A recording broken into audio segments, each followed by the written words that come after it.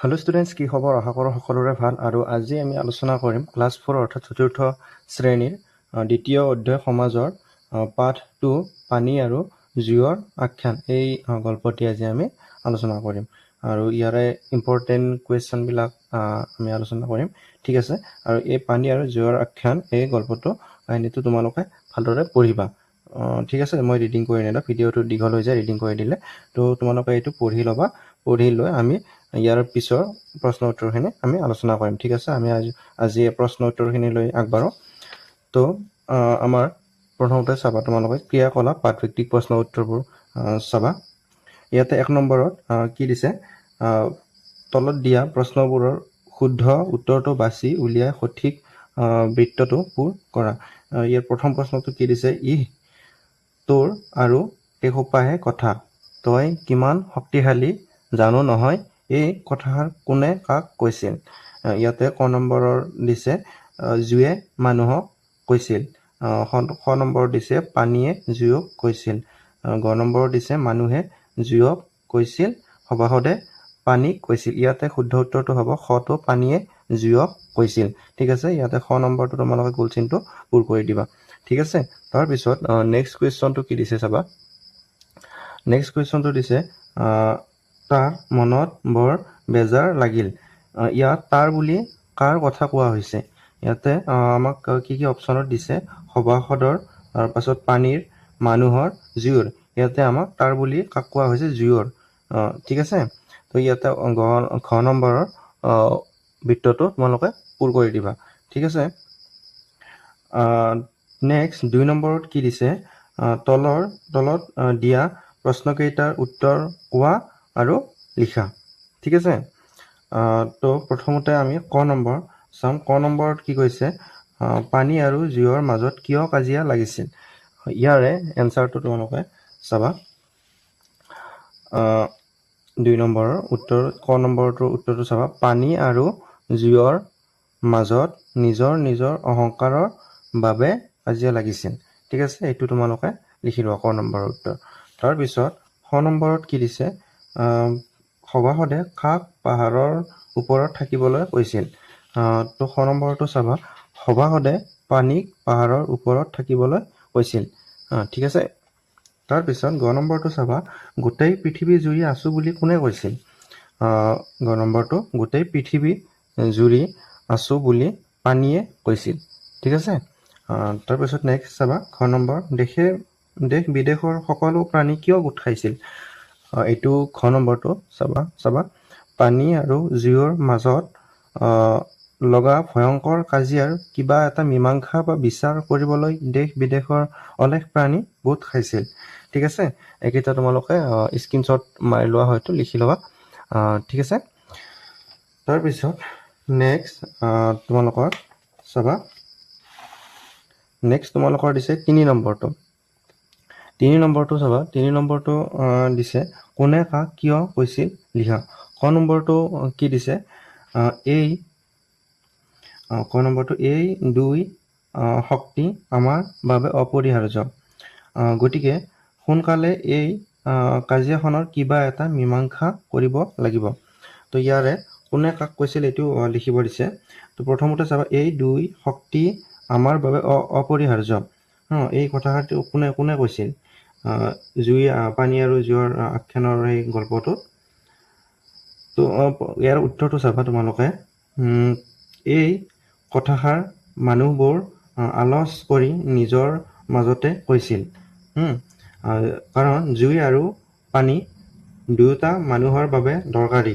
দুয়োৰে যুঁজত যিকোনো এটা হাৰিলে মানুহৰে লোকচান হ'ব, ঠিক আছে? তোমালোকে ক নম্বৰটো বুজি পালা? তো নেক্সট চাবা, খ নম্বৰটো, পানী তোক এতিয়াই উতলাই ভাপ কৰি দিম। এই কথাষাৰ কোনে কাক কৈছিল? আমি লিখিব লাগে কিয় কৈছিল।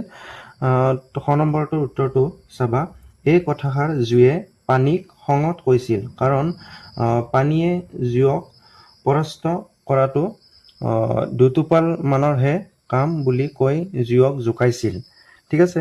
তোমালোকে খ নম্বৰটো বুজি পালা? তো নেক্সট আমাৰ চাবা 4 নম্বৰটো কি কৈছে, পানী আৰু জুইৰ আখ্যানটো চমুকৈ লিখা। এইটো তোমালোকক পানী আৰু জুইৰ আখ্যানটো চমুকৈ লিখিব দিছে। তো ইয়াৰে উত্তৰটো চাবা।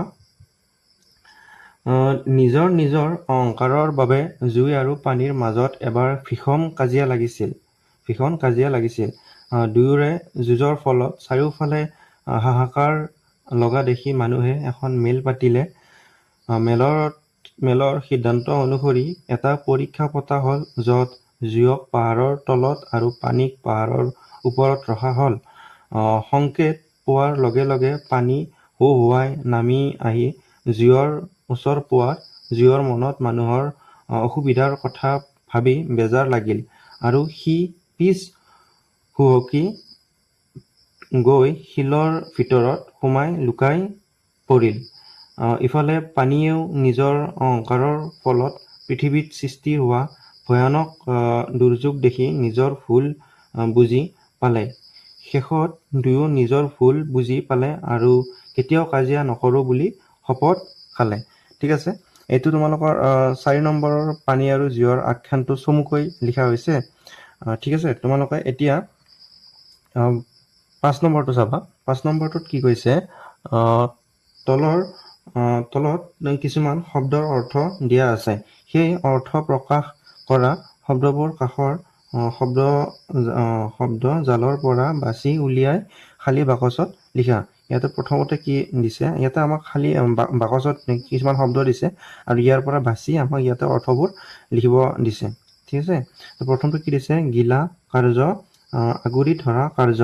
মানে আমি যিটো খাওঁ কিবা বস্তু, সেইটো গিলা কাৰ্যৰ গ্ৰাস বুলি কয়। ইয়াতে গ্ৰাসটো দিয়াই আছে। ঠিক আছে, নেক্সট তোমালোকৰ চাবা, বিষাদে আৱৰি ধৰা বা বেজাৰ মোৱা, এইটো কি বুলি কয়, বিষগ্ন বুলি কয়। আৰু এইটো বিষগ্ন তোমালোকে চাবা, বিষগ্ন এইটো মই ঘেৰ বনাই থৈ দিছোঁ। তাৰপিছত কি দিছে, পানীত ডুবি থকা, এইটো হ'ব জলমগ্ন। এইটো জলমগ্ন এইটো। ঠিক আছে, ইয়াতে দিছে সভাত উপস্থিত থকা লোক, সভাসদ, আৰু ইয়াতে সভাসদ, এইটো সভাসদ। আৰু চাবা অহংকাৰ বা দম্ভালি, এইটো বৰাই বুলি কয়, এইটো বৰাই। তাৰপিছত চাবা কোনো গোচৰ আদি বিচাৰ কৰিবলৈ লগ হোৱা সমাজ, ইয়াক মেল বুলি কয়। ইয়াত মেলটো ক'ত আছিল, এইটো মেল। ঠিক আছে, এইখিনি তোমালোকে লিখি লোৱা। নেক্সট তোমালোকৰ চাবা, ভাষা অধ্যয়নটো তোমালোকে এইখিনি তোমালোকে পঢ়ি ল'বা। তাৰপিছত ইয়াতে এটা বক্স দিছে, জানো আহা, এইটো চাবাচোন তোমালোকে, যে ইয়াতে দিছে আন পদৰ গুণ, দোষ, অৱস্থা আদি প্ৰকাশ কৰা পদবোৰে হ'ল বিশেষণ। আমি ইয়াৰ আগৰ ভিডিঅ'ত বিশেষ্য পদৰ বিষয়ে আলোচনা কৰিছিলোঁ আৰু ইয়াতে আমাক দিছে বিশেষণ পদ। ঠিক আছে, কোনোবা পদৰ দোষ, গুণ, অৱস্থা, পৰিমাণ আদি বুজাই বিশেষণ পদ বুলি কোৱা হয়। ঠিক আছে, ইয়াতে 6 নম্বৰৰ আমাৰ 6 নম্বৰ ক'ত দিছে, খত তোমালোকৰ কুৱেশ্যন দিছে। ইয়াতে চাবা, 6 নম্বৰ খত কি দিছে, খত প্ৰথমতে দিছে তলত দিয়া বাক্যকেইটাত থকা বিশেষণ পদবোৰ বাছি উলিয়াবা। তো প্ৰথমতে চাবা, তোমালোকে প্ৰথম বাক্যটোত কি দিছে, ফাতেমা এজনী শান্ত ছোৱালী। ফাতেমা কেনেকুৱা ছোৱালী, তো ফাতেমা এজনী শান্ত ছোৱালী। শান্তটো হ'ল বিশেষণ পদ, তো ইয়াতে আমাক শান্তটো লিখিব দিছে। ঠিক আছে, আজি ডাৱৰীয়া বতৰ, আজি কেনেকুৱা বতৰ, ডাৱৰীয়া, তো ডাৱৰীয়াটো এটা বিশেষণ পদ। তাৰপিছত চাবা, জিৰাফৰ ডিঙি বৰ দীঘল। জিৰাফৰ ডিঙি কেনেকুৱা, দীঘল, দীঘলটো এটা বিশেষণ পদ। আৰু কৈছে মনোযোগেৰে কিতাপ পঢ়িবা, কেনেকৈ পঢ়িবা কিতাপ সুধিছে, যিটো এইটো মনোযোগেৰে এইটো এটা বিশেষণ পদ। ওপৰৰ ফালে তোমালোকে পঢ়ি চালে দেখা পাবাই, ইয়াতে দিয়াই আছে। ঠিক আছে, তোমালোকে এইখিনি লিখি লোৱা। তাৰপিছত গ নম্বৰটোত কি দিছে, তলত দিয়া দফাটো পঢ়া আৰু বিশেষণ পদবোৰ বাছি লিখা। ইয়াতে দফাটো পঢ়ি পেলাই আমাক বিশেষণ পদবোৰ বাছি উলিয়াই লিখিব দিছে। তো মই ইয়াতে তোমালোকক শব্দকেইটা কৈ যাম, বিশেষণ পদবোৰ ইয়াতে চিন দিয়া আছে, কৈ যাম, পঢ়ি তোমালোকে বহীত টুকি ল'বা। ঠিক আছে, তো ইয়াতে প্ৰথমতে দিছে, ঋতুহাতৰ পোহনীয়া কুকুৰজনীৰ নাম ককো। ইয়াতে পোহনীয়াটো এটা বিশেষণ পদ, এইটো তোমালোকে লিখি ল'বা বহীত। তাৰপিছত ঋতুৱে তাইক কুহুমীয়া গৰম পানীৰে গা ধুৱায়। ইয়াতে কুহুমীয়াও এটা বিশেষণ শব্দ আৰু গৰমটো এটা বিশেষণ পদৰ শব্দ। ঠিক আছে, এইটো শব্দ বিশেষণ পদ। কুহুমীয়া এটা বেলেগ আৰু গৰমটো বেলেগ। তাৰপিছত দিছে ককো বৰ শান্ত কুকুৰ। ইয়াতে শান্তটো এটা বিশেষণ পদ। তাৰপিছত কিন্তু অচিনাকি মানুহে তাইক খুব ভয় কৰে। এইটো অচিনাকিটো লিখিবা। কাৰণ কুকুৰে ডাঙৰকৈ ভোকে। ডাঙৰকৈ বিশেষণ, এইটো লিখিবা।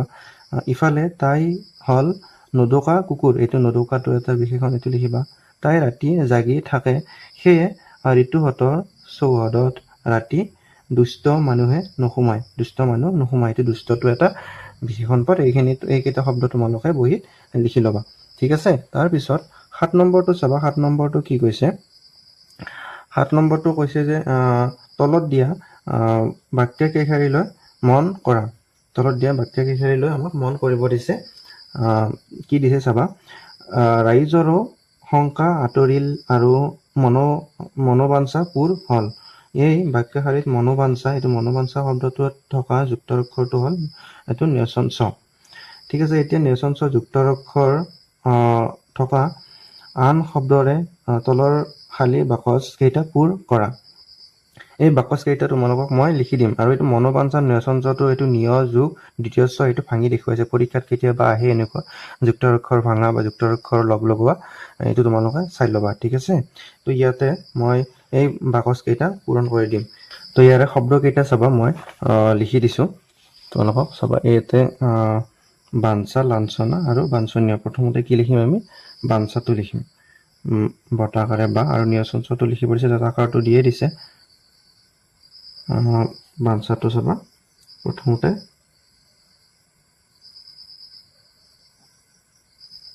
এইটো বাঞ্ছা।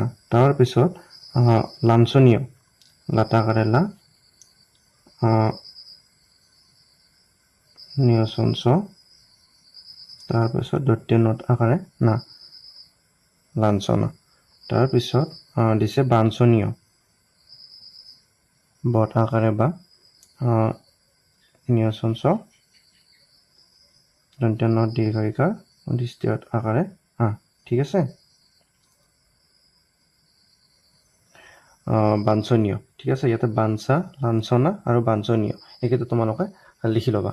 ঠিক আছে, তাৰপিছত তোমালোকৰ 8 নম্বৰৰ কুৱেশ্যন ক'ত দিছে? 8 নম্বৰৰ ইয়াতে শ নম্বৰটো চাবা। 8 নম্বৰৰ শ নম্বৰটো ইম্পৰ্টেণ্ট হয়। 8 নম্বৰৰ শ নম্বৰটো চাবা। 8 নম্বৰ শত তোমালোকে সেইখিনি পঢ়ি ল'বা। আৰু 8 নম্বৰ শটোত আমাৰ প্ৰশ্নৰ উত্তৰ কৰিবলৈ কৈছে। 8 নম্বৰৰ শটো চাবা। তলৰ বাক্য কেইশাৰী তকৈ ব্যৱহাৰ কৰি লিখা। ইয়াতে দিছে আমাক পুঠিৰ তুলনাত বৰালি মাছ ডাঙৰ।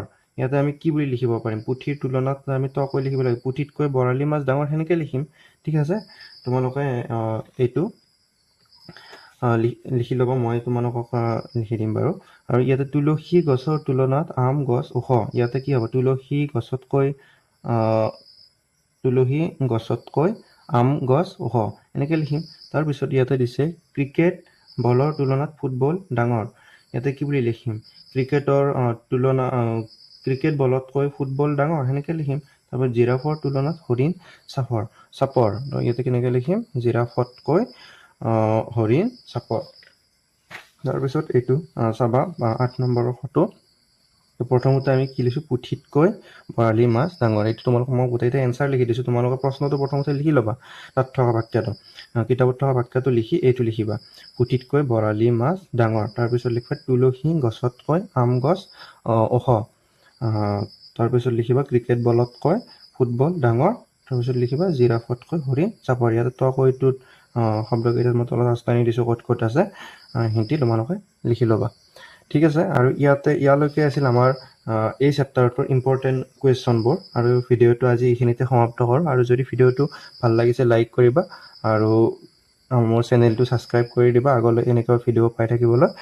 আৰু শ্বেয়াৰ কৰি দিবা, কমেণ্ট কৰিবা, ভাল ছাবস্ক্ৰাইব কৰি দিবা। ঠিক আছে, আজিলৈ আহিছোঁ। Bye bye.